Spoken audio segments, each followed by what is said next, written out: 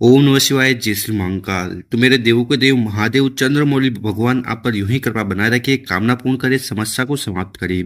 तो विशेषकर आज का जो उपाय है, आपको एक अखंड चावल के दाने से साथ ही साथ 5 बेलपत्र और एक कमलगट्टे से करना है। इस उपाय करने के बाद आपकी कैसी भी मनोकामनाएं इच्छाएं ना वो पूर्ण होगी, चाहे वो धन को लेकर हो, संपदा में वृद्धि को लेकर हो, नौकरी में या व्यापार में तरक्की को लेकर हो।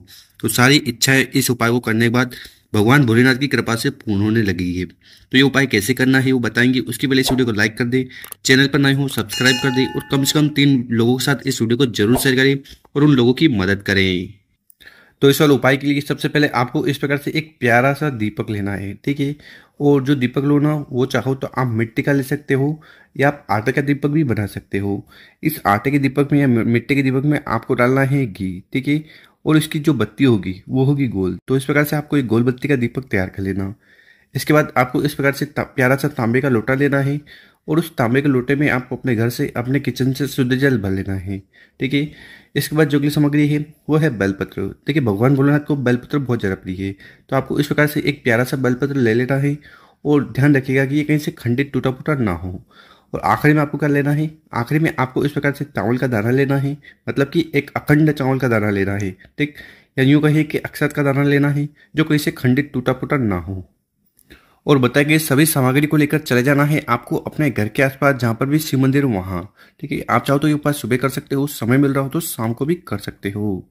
और शिव मंदिर के अंदर जाने से पहले, देखिए शिव मंदिर पहुंच जाओगे, शिव मंदिर के अंदर जाने से पहले आपको एक उपाय करना है। देखिए आपके पास जो गोलबत्ती का दीपक है, ठीक, उस दीपक को उठाना है और शिवलिंग की, शिव मंदिर की जो चौखट होती है, दहलीज होती है, ठीक, वहीं पर उस दीपक को रख देना है। रखने के बाद इस दीपक को आपको अपना नाम और गोत्र का उच्चारण करते हुए प्रज्वलित कर देना है, जला देना है। दीपक जला दिया, इसके बाद आपको मंदिर के अंदर चले जाना है, ठीक है।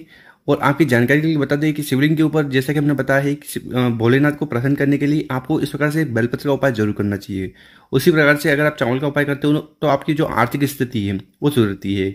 और विशेषकर ये उपाय एक अखंड चावल का होने वाला है, तो ये जरूर आपके जीवन में सुख शांति और समृद्धि लाएगा। तो इस वाले उपाय में सबसे पहले आपको करना क्या है कि आपके पास जो एक बेलपत्र है ना, उसको उठाना है और आपकी जो भी कामना है, इच्छा है, उसका स्मरण करते हुए एक बेलपत्र शिवलिंग के ऊपर समर्पित कर देना है। बेलपत्र की जो डंडी है वो जलाधारी तरफ होगी, बड़ी पत्ती आपकी तरफ होगी। तो इस प्रकार से बेलपत्र समर्पित कर देना। इसके बाद आपके पास जो एक चावल का दाना है, एक अखंड चावल का दाना है ना, उस चावल के दाने को उठाना है, अपने हाथ में रखना है और आपकी जो भी कामना है, साथ ही साथ जो भी समस्या आ रही है, चाहे धन को लेकर हो, व्यापार को लेकर हो, तो उसके लिए प्रार्थना करते हुए उस चावल के दाने को भी आपको शिवलिंग के ऊपर समर्पित कर देना है। आखिरी में आपके पास जो तांबे का लोटा है जिसमें आप अपने घर से जल भर कर लाए हो, उस तांबे के लोटे को उठाना है और धीरे धीरे कर पूरा पूरा जल शिवलिंग के ऊपर समर्पित कर देना है, उड़ेल देना है, चढ़ा देना है, चंद्रमौली महादेव का स्मरण करते हुए। साथ ही साथ ओम नमः शिवाय, श्री शिवा नमस्तुभ्यम, इस मंत्र का जाप कर लेना। इसके बाद आपको शिवलिंग के पास बैठ जाना है, अपना नाम और गोत्र का उच्चारण करते हुए विशेषकर चंद्रमौली महादेव जी से प्रार्थना करना है कि आपके जीवन में सुख शांति समृद्धि आए, आपकी जो भी कामना है वो पूर्ण हो जाए और अटके हुए कार्य संपूर्ण हो जाए। तो ऐसी प्रार्थना करते हुए आपको पहला वाला विशेषकर उपाय जरूर करना है। अब जानते हैं गुरु जी द्वारा बताया गया अगला उपाय। विशेषकर ये उपाय क्यों करना है, देखिए अगर आप किसी कोई कामना है जो पूर्ण नहीं हो रही तो भी ये उपाय करना। साथ ही साथ धन संपदा से जुड़ी किसी भी समस्या आपके जीवन में आ रही ना, तो भी आपको उपाय करने से नहीं चुकना है। इस वाले उपाय में जो सबसे पहले सामग्री आपको चाहिए वो है बेलपत्र। कितने बेलपत्र लेने हैं, तो मात्र एक बेलपत्र लीजिएगा और ये कहीं से खंडित टूटा फूटा ना हो। इसके बाद जो अगली सामग्री है वो है कमलगट्टा। देखिए ये जो कमलगट्टा है ना, ये माता लक्ष्मी को बहुत ज़्यादा प्रिय है, तो आपको इस प्रकार से एक कमलगट्टा ले लेना है। अगर आपको कमलगट्टा नहीं मिल पा रहा है तो जो कमल का पुष्प आता है, ठीक है, फूल आता है, वो भी ले सकते हो। तो इस प्रकार से 2 सामग्री ले लीजिएगा। आखिरी में आपको जो सामग्री लेनी है तांबे का लोटा। तो इस प्रकार से तांबे का लोटा लेकर उसमें आपको अपने घर से जल भर लेना है। जल भर लिया, उसके बाद जो भी आगे हमने सामग्री बताई है, जैसे कमलगट्टा हुआ, वो उसको आपको जल के लोटे में डाल देना है।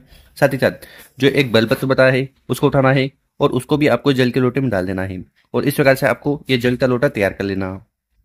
और फिर आपको चले जाना है अपने घर के आसपास जहाँ पर भी शिव मंदिर है वहाँ, ठीक है। आप चाहो तो ये उपाय सुबह कर सकते हो, समय मिले तो शाम को कर सकते हो। और शिव मंदिर नहीं जा पा रहे हो तो घर से भी ये उपाय कर सकते हो।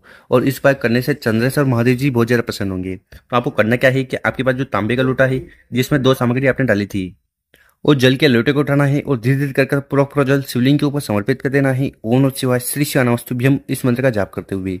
और जो भी सामग्री आपने जल के लोटे में डाली थी, जैसे कि एक बेलपत्र हुआ, ठीक है, कमल गट्टा हुआ, उसको उठाकर आपको शिवलिंग के ऊपर रख देना है। तो इस प्रकार से आपको चंद्रेश्वर महादेव जी को प्रसन्न करने के लिए ये विशेषकर सामग्री शिवलिंग पर समर्पित कर देनी है।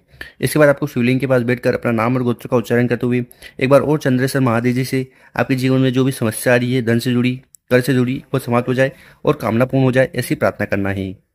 गुरुजी ने कहा है कि जो भी व्यक्ति इस प्रकार से चंद्रेश्वर महादेव जी को प्रसन्न करने के लिए 2 सामग्री शिवलिंग पर समर्पित कर देगा ना, तो उस व्यक्ति की सारी कामना पूर्ण होगी और जो भी दुख परेशानी समस्या है वो भी समाप्त होगी। तो गुरुजी द्वारा बताया गया बहुत ही अद्भुत और विशेष उपाय है, कर जरूर देखिएगा। और मेरे प्यारे दोस्तों, अगर आपको वीडियो अच्छी लगी हो तो इस वीडियो को 5 लोगों के साथ व्हाट्सएप पर जरूर शेयर करें, ठीक है। और चैनल पर नए हो तो सब्सक्राइब जरूर करिएगा, ताकि आपको ऐसी शानदार वीडियो हर रोज मिलती रहे। ओम नमः शिवाय, जय श्री महाकाल। मिलते हैं हम आपसे एक और नई वीडियो में।